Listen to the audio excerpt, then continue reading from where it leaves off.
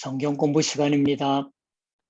주 예수의 생애라는 주제로 27번째입니다. 마태복음서 10장 16절부터 23절까지의 말씀을 통해서 양을 이리떼 속으로 라는 작은 제목으로 오늘 성경 공부를 해 나아갑니다. 자, 마태복음서 10장 16절부터 같이 먼저 읽으시겠습니다. 보라, 내가 너희를 보냄이 양을 이리 가운데로 보냄과 같도다. 그러므로 너희는 뱀같이 지혜롭고 비둘기같이 순결하라. 사람들을 삼가라. 그들이 너희를 공회에 넘겨주겠고 그들의 회당에서 채찍질하리라.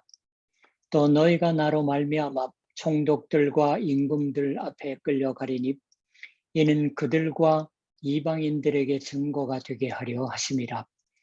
너희를 넘겨줄 때에 어떻게 또는 무엇을 말할까 염려하지 말라. 그때 너희에게 할 말을 주시리니 말하는 이는 너희가 아니라 너희 속에서 말씀하시는 이 곧 너희 아버지의 성령이시니라. 장차 형제가 형제를, 아버지가 자식을 죽는 데에 내주며 자식들이 부모를 대적하여 죽게 하리라. 또 너희가 내 이름으로 말미암아 모든 사람에게 미움을 받을 것이나 끝까지 견디는 자는 구원을 얻으리라. 이 동네에서 너희를 박해하거든 저 동네로 피하라. 내가 진실로 너희에게 이르노니 이스라엘의 모든 동네를 다 다니지 못하여서 인자가 오리라.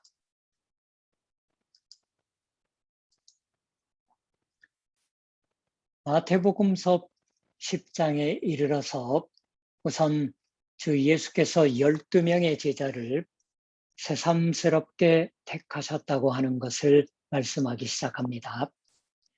택함 받은 자들의 명부가 새삼스럽게 또 발표되었습니다.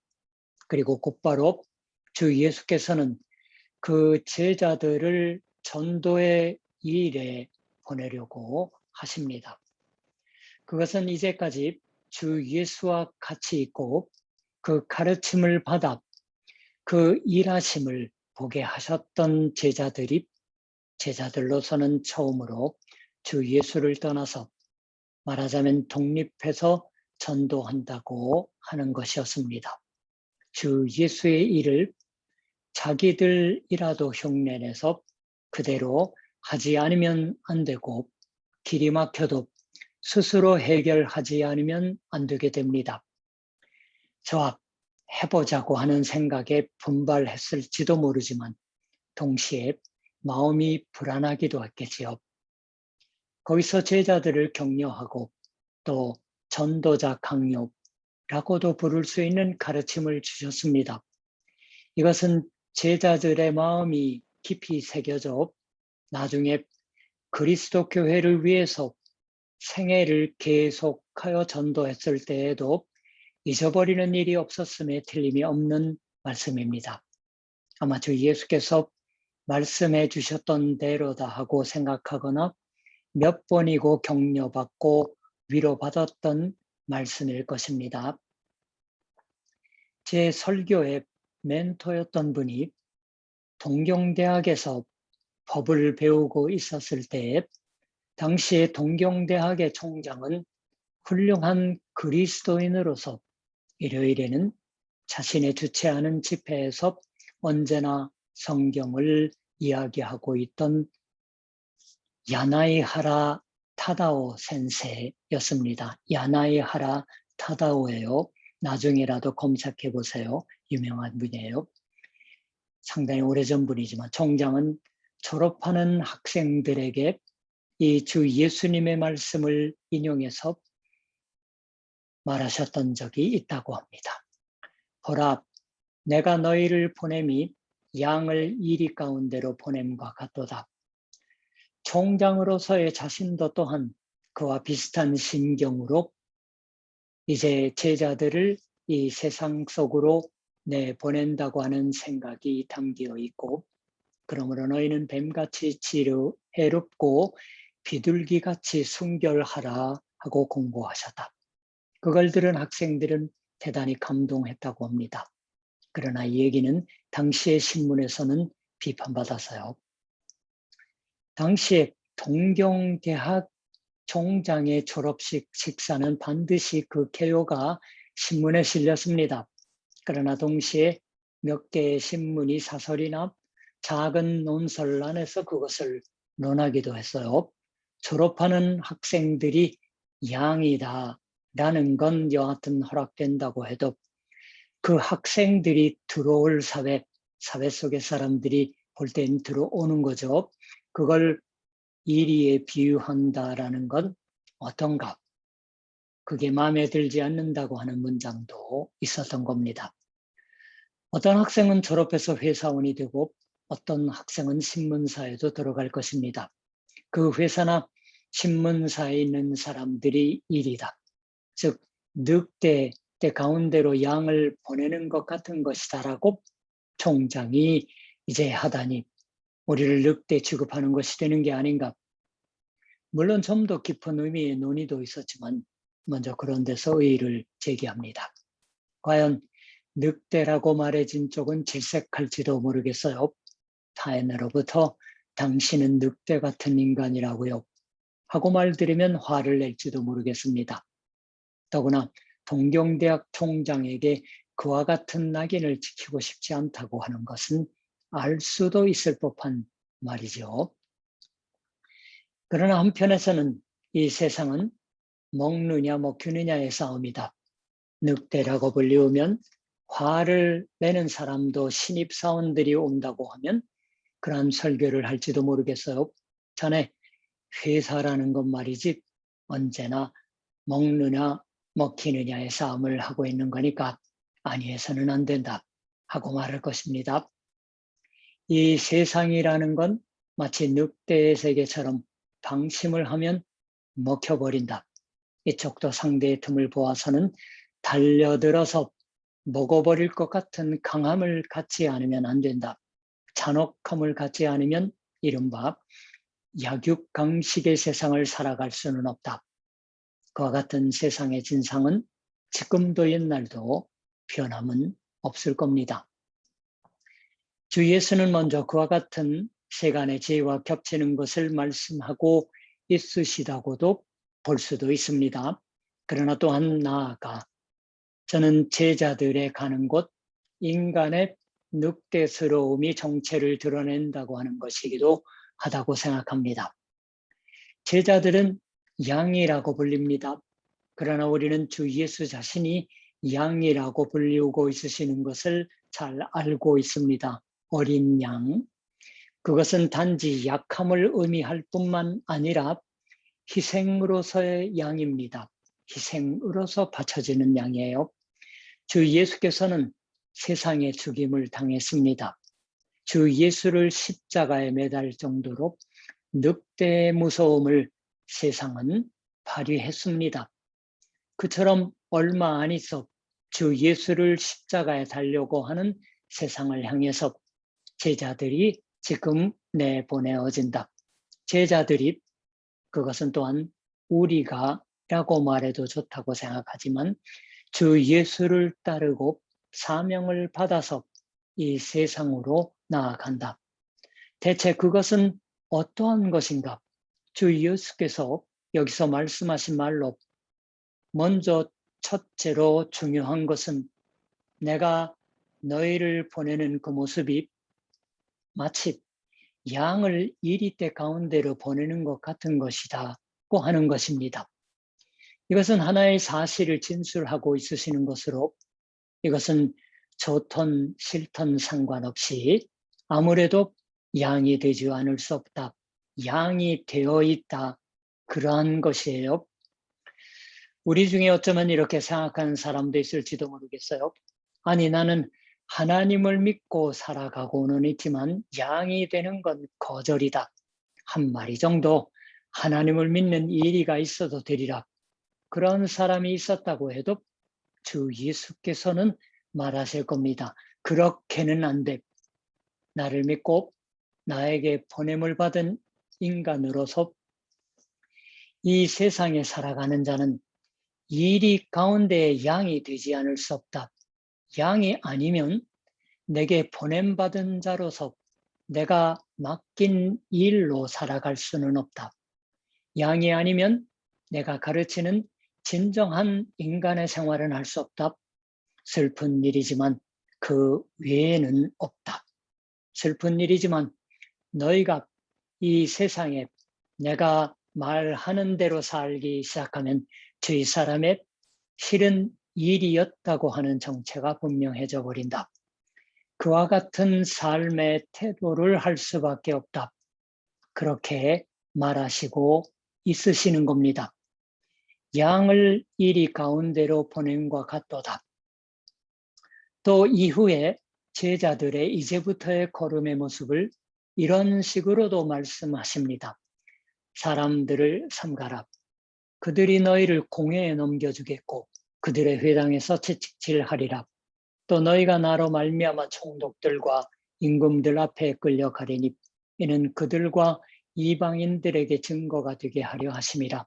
너희를 넘겨줄 때 어떻게 또는 무엇을 말할까 염려하지 말라. 그때에 너희에게 할 말을 주시리니 말하는 이는 너희가 아니라 너희 속에서 말씀하시는 이 곧 너의 아버지의 성령이시니라. 장차 형제가 형제를 아버지가 자식을 죽는 데에 내주며 자식들이 부모를 대적하여 죽게 하리라. 또 너희가 내 이름으로 말미암아 모든 사람에게 미움을 받을 것이나 끝까지 견디는 자는 구원을 얻으리라. 17절부터 22절까지의 말씀이었습니다. 하나님을 믿지 않게 되어버린 이 세상은 하나님을 믿을 수가 없는 한 인간의 진정한 마음을 잃어버리고 이리와 같이 되어버리고 있습니다.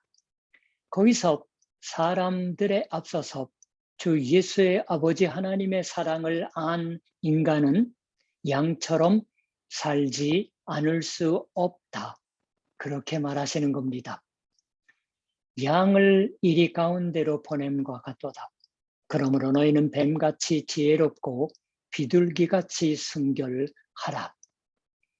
비둘기같이 순결하라든가 뱀같이 지혜롭게 있으라고 하는 건 대체 어떠한 것일까요?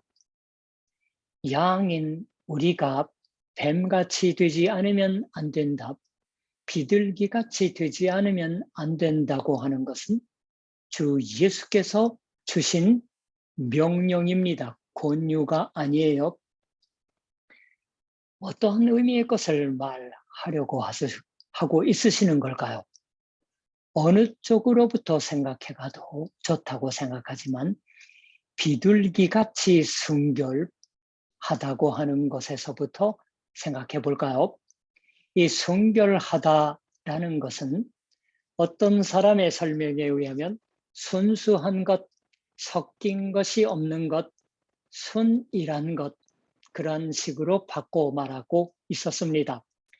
순수라고 말했지만 중요한 것은 그 사람의 삶의 태도라 할까? 혹은 그 살아가는 방향이라고 해도 좋다고 생각하지만 그것이 곧게 한 줄기가 되어 있어서 이리 향하거나 저리 향하거나 하지 않는다고 하는 것을 말합니다. 잠언 4장 27절에 좌로나 우로나 치우치지 말고 네 발을 악에서 떠나게 하라. 신명기에도 좌로나 우로나 치우치지 말라라고 하는 말이 여러 번 나와요. 그러한 의미에서 섞인 것이 없다고 하는 것입니다. 혹은 이렇게 생각해 보셔도 될 것이에요. 우리 자신을 살게 하시는 하나님의 진리에 순수하게 산다. 그러한 것이다라고 생각합니다. 순결이라고 번역된 성경의 원래의 말이라는 건 원래 그러한 겁니다. 순결이라는 건 무엇보다도 상대에게 대해서 순결하다고 하는 의미로 자기로서는 순결한 셈이 되어 있어서 상대로부터 보면 고집이 세다고 생각되는 듯한 순결함도 있을지도 모르겠지만 그건 이상한 얘기입니다. 사람이 판단하는 것이에요. 순결하다, 그렇지 않다라는 것. 여기서 순결하게 되는 건 대체 누구에게 대해서 어떻게 순결하게 되는 것일까요? 너희를 넘겨줄 때 어떻게 또는 무엇을 말할까 염려하지 말라. 그때 너에게 할 말을 주시리니 말하는 이는 너희가 아니라 너희 속에 말씀하시는 이 곧 너희 아버지의 성령이시니라. 19절 20절이었어요. 이 일 가운데로 양이 보냄을 받았다. 보내졌다. 거기서 일어나는 것은 어떤 것이냐고 하면 양은 이리에게 이짐에 당한다고 하는 것입니다. 신앙을 갖고 살아가고 있는 인간은 그 때문에 이짐에 당한다고 하는 일이 일어납니다. 이 이짐에는 갖가지 형태로 일어날 것입니다. 대단히 놀라운 신앙을 주어진 분으로 오랫동안 훌륭한 학자로서도 공적을 올려오신 분이 있었습니다. 그분이 어떤 곳에서 이런 걸 말하고 있었어요. 자신의 긴 90년, 90살이 되던 해였던 것 같아요. 걸치는 생애를 뒤돌아보고서 이러한 것을 정직하게 말하셨던 겁니다. 학자, 대학의 교수로서 학문의 세계에서 일을 해와서 그리스도인이 돼버려서 손해봤구나 하고 생각할 적이 몇 번이나 있었다. 그리스도인이다 하고 밝히면 저희 사람들이 때로는 깔볼 적도 있고 크리스천이니까 그런 말을 하고 있는 것이리라고 해서 정말로는 바르게 받아주지 않는 일이 일어난다고 해요. 어떤 의견을 말해도 신앙 따위 갖고 있으면 정연한 학문은 할 수 없는 것이 아닌가 하고 말합니다. 물론 오해에 의거하는 것이 많은 것이지만 그러한 비평들을 합니다. 뭔가를 해도 저 남자는 크리스천이니까라고 해서 조금 옆으로 밀쳐놓는 듯한 일이 일어납니다. 정직히 말해서 그 90살 먹은 학자가 말씀하시기를 크리스찬인 학자로서 살아가기 위해서는 그리스도인인 것을 언제나 밝히는 건 정말은 손해였구나 하고 생각할 적이 있었다. 정직히 그렇게 말씀하고 있어서요. 정직히 그렇게 말한다고 하는 것은 정말은 손해봤다고는 생각하고 있지 않으시기 때문일 것입니다. 마음속에서 그렇게 생각하는 것이 있어서 결국 주 예수를 위해서 학자로서도 살아올 수가 있어서 얼마나 좋았었는지 하고 기뻐하고 있으셨습니다. 이러한 것은 실제로 곧잘 일어나는 것일 테지요. 일본뿐이 아니라 한국에서도 아마 그렇지 않을까 생각해 봅니다. 여기 기록되어 있는 것처럼 채찍질 당하거나 총독들과 왕들 앞에 끌려 나와서 재판에 회부된다고 하는 류의 것은 지금의 우리의 세계는 그리 없을지도 모릅니다. 모르겠어요. 후딱하면 재판하니까 시민의 단체가 누구를 지금의 우리의 세계에는 그리 없을지도 모르겠지만 교회 집회에 열심히 다니고 있다고 하는 것이 학교에서 화제가 되면 난처하다고 생각하고 있는 사람은 많을지도 모릅니다. 직장에서 같이 일하고 있는 사람들 가운데서 나만 일요일에 교회 예배에 나가고 있다고 하는 것을 알아버리면 난처하다고 생각해 그걸 열심히 감추고 있는 사람도 있을지도 모르겠습니다. 그러한 것을 알아버려서 어째서 교회 다니고 있는 건지, 당신의 신앙은 여허한 것인지 하고 물어주면 난처해져서 뭐라고 말해야 될지 알 수 없다고 하는 것도 일어날 것입니다. 주 예수의 말씀은 그러한 때에도 들려옵니다. 스스로 뭔가 말하지 않으면 안 된다. 스스로 뭔가 변명하지 않으면 안 된다. 자신의 하고 있는 것을 정당화하고 하지 않으면 안 된다 하고 걱정하지 말라. 말할 것은 그때마다 주어진다. 뭘 말하지 않으면 안 되는지 하나님이 가르쳐 주신다. 왜냐하면 너희는 원래 하나님으로 인해서 살게 함 받는 것이지 스스로 살아가고 있는 게 아니지 않느냐. 신앙을 갖는다고 하는 것은 그러한 것인 겁니다. 스스로 자신을 지키지 않으면 안 된다라는 둥 말할 필요는 없다. 우리 자신의 생명도 하나님으로부터 받아 하나님에게 새롭게 해 받았습니다. 하나님이 지켜주신다. 당황하지 말라. 허둥대지 말라. 자기 자신을 지키려고 무장하지 말라. 순결하게 된다고 하는 건 그러한 것입니다. 우리말의 순결의 의미에 매어서는 안 되는 것이에요. 비둘기처럼 우리 자신을 살게 하여 주시는 분에게 대해서 순결하게 되라. 그 비둘기 같은 순결함과 연결되어 있는 뱀 같은 슬기로움이란 무엇일까요? 뱀. 이는 정말로 슬기로운 동물이라고 생각되었던 것 같습니다. 그러니까 창세기에서도 인간을 유혹하는 것으로 나오지 않겠어요? 그러니까 뱀은 악마를 닮은 슬기로움을 갖고 있다고조차 생각되었던 것입니다.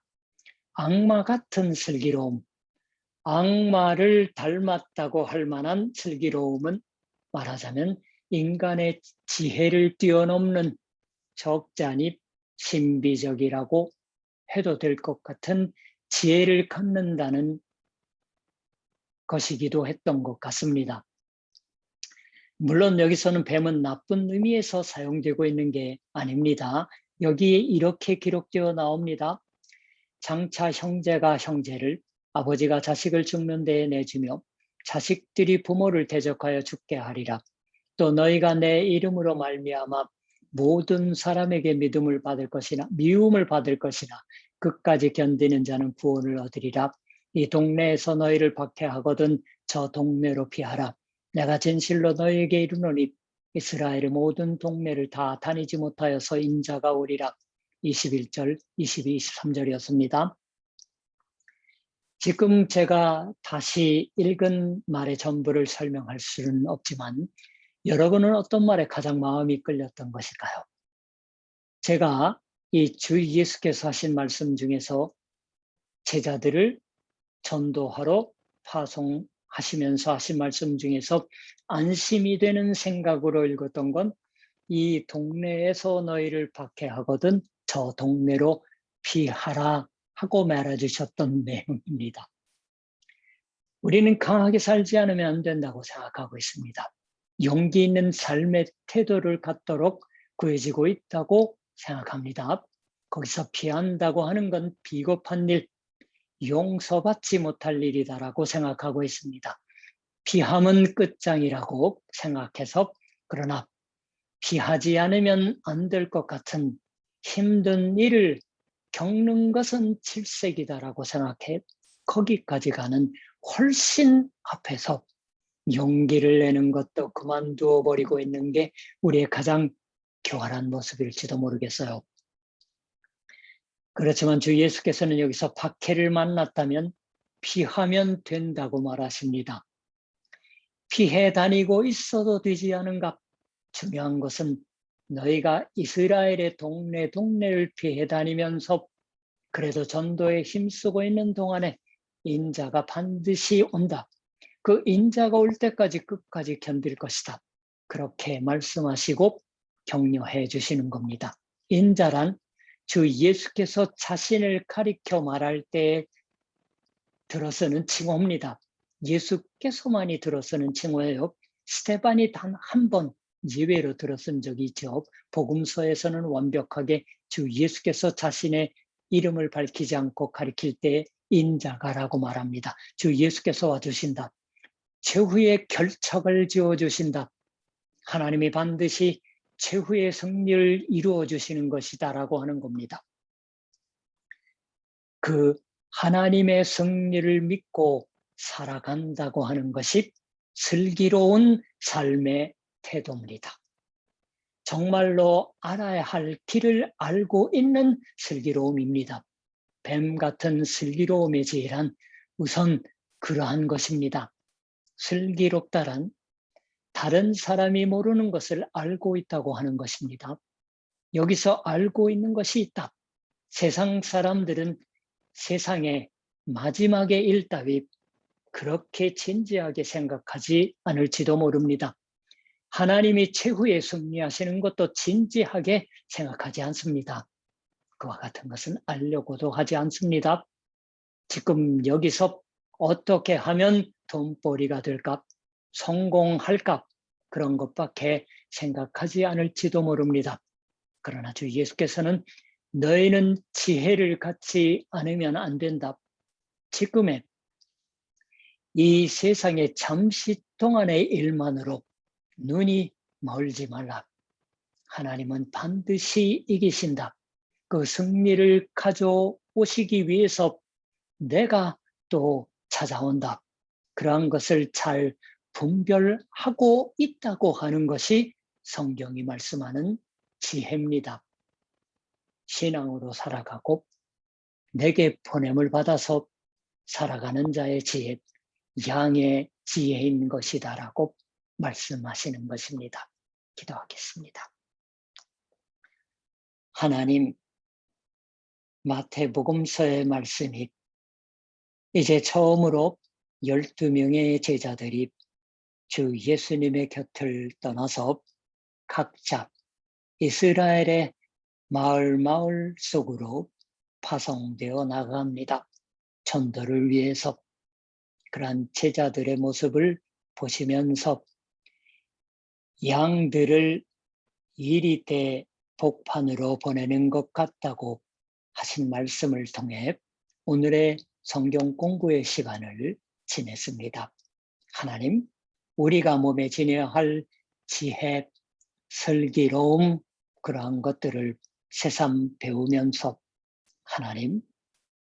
하나님의 온전한 성경의 말씀을 통하여서 우리에게 밝혀주시는 그 진리가 세상을 향한 참된 빛과 소금이 되는 것을 전하기에 게을르지 않는 용기가 되게 하여 주시옵소서. 예수님의 이름으로 기도드립니다. 아멘.